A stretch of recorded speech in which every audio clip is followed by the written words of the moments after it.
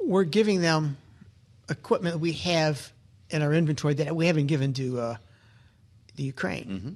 Is this in advance, though? Because we're talking about $14 billion on Capitol Hill. That would help to pay for some of this? Yeah, I don't think it'll pay for the small, not small arms, but the Apache equipment, the munitions. The $14 billion for Israel, there's $3.4 billion of that for weapons, basically. $3 billion of that is for the Iron Dome. It's like 14,000 interceptors and like 100 more launchers, which means they could exponentially expand their current 10 battery arsenal over there, but quite a bit. These are talking about Army inventories, mostly Army equipment that the U.S. would eventually pay back through the other supplementals, I think. But what's on the Hill for Israel now is not reflected in my story today. The 30 millimeter rounds, the Hellfires, those will be paid for later. Going forward, the money in the supplemental is for Iron Dome, David Sling Stunner missiles, and it's up to 100 launchers, which is a big deal. The Ukraine issue, total stop. The Pentagon right now has authority to spend $4.9 billion more in presidential drawdown packages. They have authority to do it, but they only have appropriations to spend $1 billion to replace that money. Understood. So we're not at the end of the line of the spigot yet. The end of the line of the spigot. The spigot's not being turned off yet. Got it. There's still more drips, of $4.9 billion worth of drips for Ukraine. But if you want to shoot more specific than anything I've heard this week, though, Kaylee. Yeah. So that gives us a very good sense of So where we are. there's authority and then there's appropriations, like the way the Hill works. Well, and when I look at what is a very extensive list of the military aid the Pentagon is already sending to Israel, is there anything Israel is asking for that the Pentagon does not already have the authority or the ability to give them? Not that I'm aware of. There's an interesting nuance, though. We have a war reserve over in Israel, a contingency reserve, munitions and equipment for Middle East conflicts.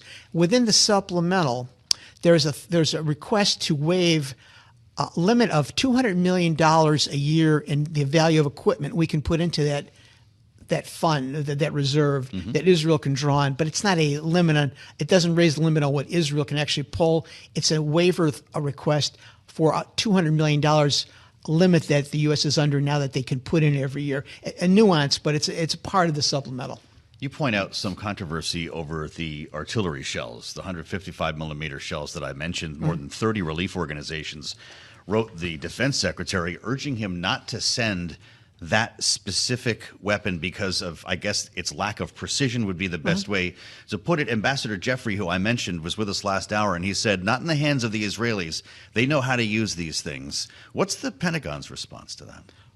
Frankly, I haven't asked, but I can give you an explanation here. Fine, yeah. These are not those Excalibur GPS rounds we've given Ukraine. We've given them like 8,000 of these Excalibur rounds. These are old-fashioned mortar rounds, right? Well, no, these are howitzer rounds, but Israel's got much more precise technologies for triangulating where these weapons would go, these howitzers would go, where the shells would go. So I'd give them more credit than they would just be indiscriminately sent. These are high explosive rounds, by the way. They're not the cluster munition types that we've sent to Ukraine. I saw some reporting saying that the U.S. is sending cluster versions of the 155s.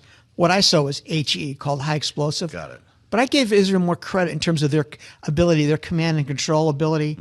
They're in a highly precise military in many ways. Yeah. But to put these things basically where they're intended to go, even though they're not GPS guided.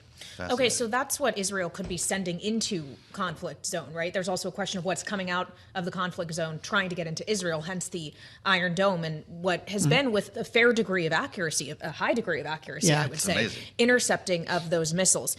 Do you have a sense of how the Pentagon is trying to balance what Israel needs weapon-wise outbound and then that defense system? Or does that make sense? I understand what you're saying. Yeah, I think this supplemental request for 14,000 interceptors, that's a lot.